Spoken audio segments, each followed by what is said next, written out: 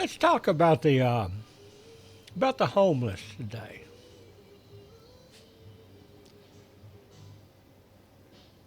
We seem to be on two camps on homeless. There's one camp says they did it to themselves. They can rot in hell. We don't give a damn.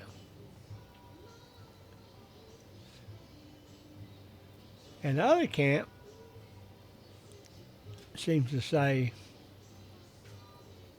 we created the homeless problem. We sent their jobs overseas. We imported guest workers to take their jobs. We bid up prices, inflation, whatever, utilities, everything, where they couldn't afford to pay for a place to live on the amount of money we were willing to pay them, that our employers were willing to pay them. Which camp is right? I don't know. I just don't know. Let's get the housekeeping out of the way first, okay, before we go into the meat.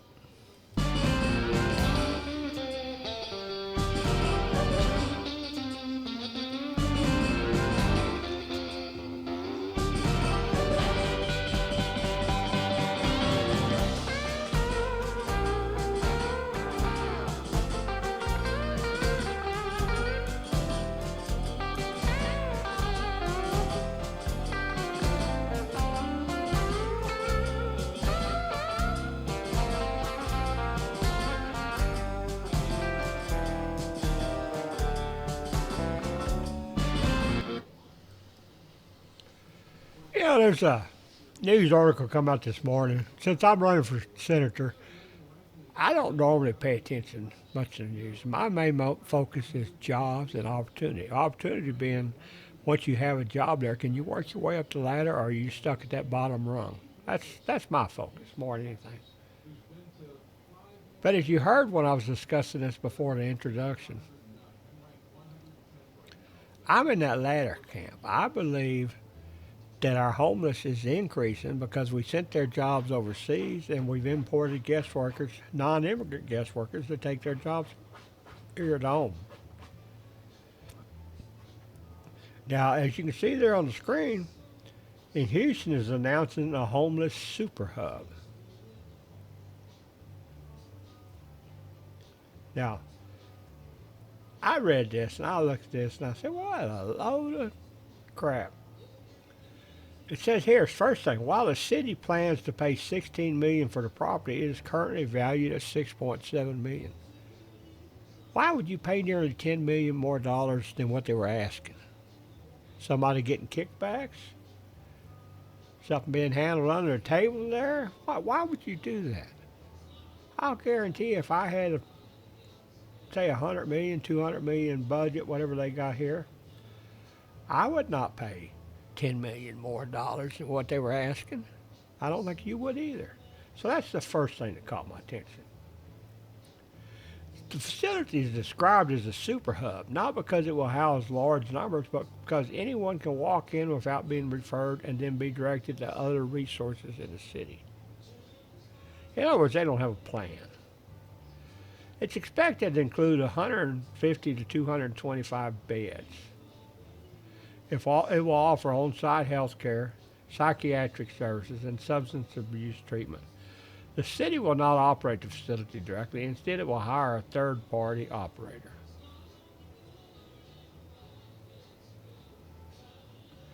And the annual operating costs are projected to approach $14 million yearly. Well, let's do some quick math. 14 million. If you was to buy 16 by 40 buildings and have them finished by carpenters, electricians, and plumbers, and install on that piece of land they're going to buy, you could create 560 of them. Let's say you throw in a little health care center for, say, $1 million, maybe $2 million.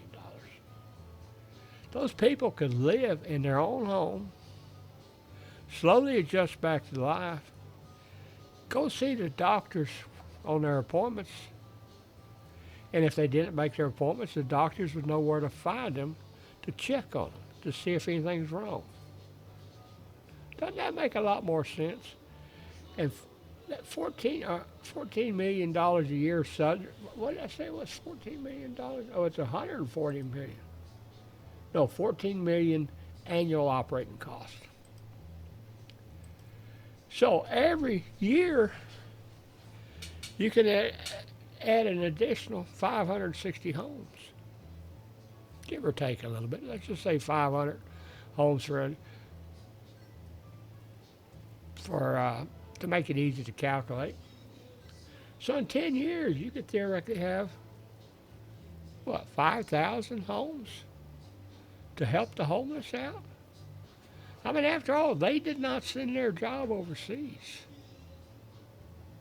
We let our employers, enabled by our politicians, send their jobs overseas. And they did not import workers to take their places. We allowed our employers, enabled by our politicians, to import the workers. I've been nearly homeless now, hell, for the last 22 years, it seems like. Every time I think I finally get a project that's going to be long term, it turns into another nothing burger. It's over before you even get started. And that's just the environment we're in right now. And until we fix the problem that we have, where we're allowing our employers to send our jobs overseas, and we're allowing our employers to import non-immigrant guest workers, it's not going to get any better, folks. Just not going to. You know, I think we should be addressing that. But, you know, who am I? I'm just a nobody running for senator who wants to bring some common sense to this stuff. Let's do a little contact me first.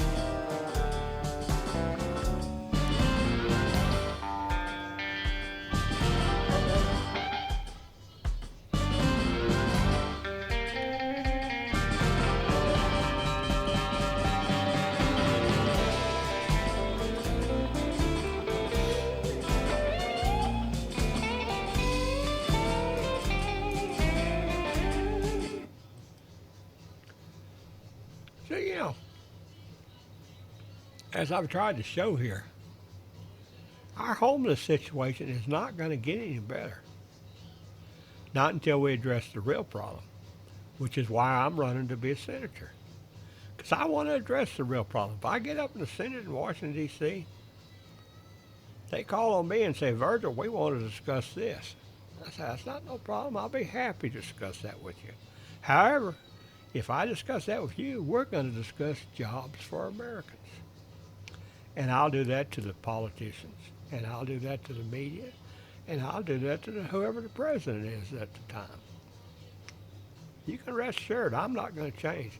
After 22 years of a nightmare, being unable to find work, good paying work, even though I got the skills they say they can't find, I'm not going to change.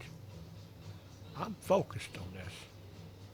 If we want to fix the homeless problem, share this with your administrators in your state, your government, your governor, and your Senate and Congress and everybody. Share it with them. Say, hey, how about we fix the homeless problem once and for all instead of just throwing money at it? All that happens when you throw money at it is somebody's going to get filthy rich there. For instance, that landowner. Why in the hell are you going to offer him double, nearly triple what he was asking? Why? Can you answer me that? Anyway, that's enough. It's just a little food for thought on the homeless problem today. I think we need to discuss it more. Thank you.